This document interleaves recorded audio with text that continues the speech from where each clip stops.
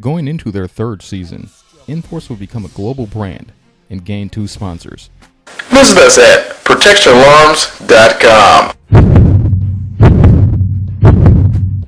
They would also look for more help by recruiting and also holding tryouts. We started doing some recruiting because we figured if our bench was deeper, everybody could get their rest. And Anthony and I had this thing where we can play some seaside defense and press.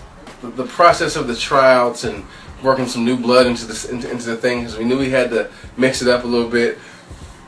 We knew we had to refine our roles a little bit. We knew we had to get some other guys that could hit some jumpers and stuff in there because we had to find some other ways to score. And basically, trials are just going to be who the hell shows up. Let's see if they can play and if they can play. You're on the team. We were very optimistic.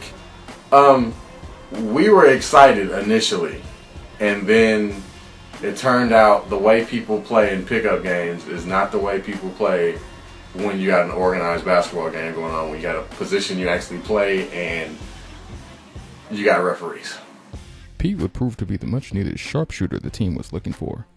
But it's the rejects who are the more intriguing story to Season 2. I didn't know Lawrence from, the hole in the wall, but picked him up, put him on the team, and he could play, but he was only around for like 3 games. So there's not a whole lot you can say about Lawrence. He was a body we had, and it was nice to have, but didn't have him very long. And that brings us to the worst player in NForce history. That's Marcus. His name was what, Marcus? Fucking Marcus. Go ahead and start the season. What man about the rebounding game? Marcus, the self-proclaimed beast, will go down as the worst player in team history. Fooled by his unorthodox but efficient game in practice, Marcus would win the starting center job and go on to suck ass by playing in 2 games and averaging 1.5 points and 2 rebounds. Looked like, Wilt Chamberlain in practice. We thought we had this beast of a big man, because he was big. I mean, he was way taller than any of us playing in the 6 foot and under league. He was well above 6 feet. So much effort put into integrating him into what we were trying to do, and then you get on the floor and what did he have over his career? Like 2 points and like a rebound? And he was the tallest dude on the court? Then we get to a game, and this fool is 6'4", playing against a bunch of 5'9" dudes, and he averages 2 rebounds or something like that. He was the absolute worst of the worst of the worst, etc., with honors. He was terrible. I mean, he was awful. Like, I don't have the adjectives right now. He was bad. Despite Pete keeping games close with his hot shooting, NForce would only go on to win 2 games in Season 3. The season closed out on a real negative because there's a whole bunch of high hopes. We had gone through the process of acting like we were a professional franchise, going out and recruiting and trying to have tryout and all that stuff and bring some guys on that we thought were going to be productive or, had been productive when they were younger. We didn't win as many games as we wanted. I think we ended up losing 3 games in a row to the same team. That was disheartening, and we were in all of them. The team would go on to lose Kevy and Reggie, but gain G, Asante, and Courtney, who would eventually lead the team to a championship in Season 5 after defeating the Trojans in the semifinals. So we ended up losing Kevy and Reggie due to various reasons. Kev left for his reasons, and Reggie left probably due to work and stuff like that. So some guys left and opened up some new spots, and we brought in some new guys to see how they would integrate and how they would match.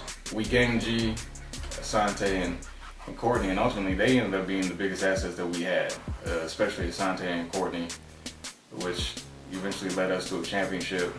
We basically ended up finding what would be our best 2 players, or at least best 2 scorers, best 2 players, best 2 scorers, and our player coach with those dudes.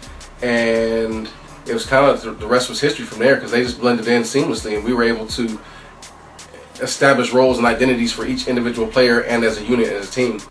That team chemistry would bring them back for another season to defend their title, but league commissioner would eventually force them out of the league after they became a force in their own division.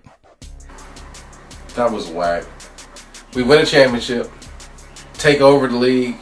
We're the most interesting, most exciting, best looking, best dressed team in the league.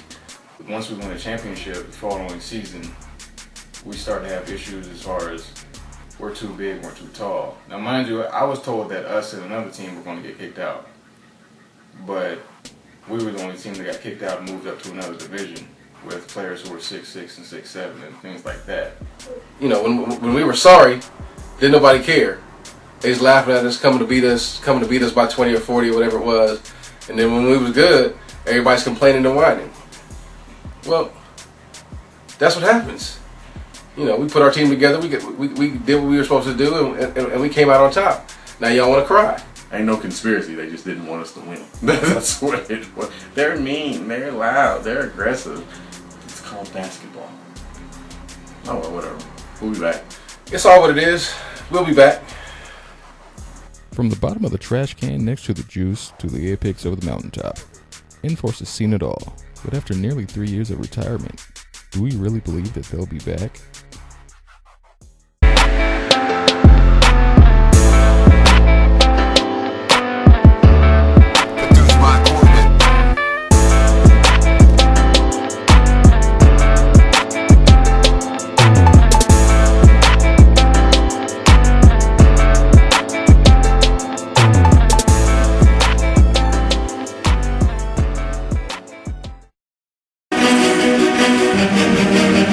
As the war between light and darkness continues, heroes and villains become harder to identify.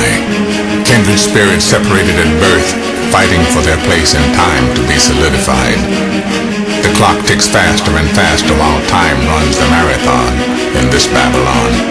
But see, the end is only the beginning of the calm before the storm.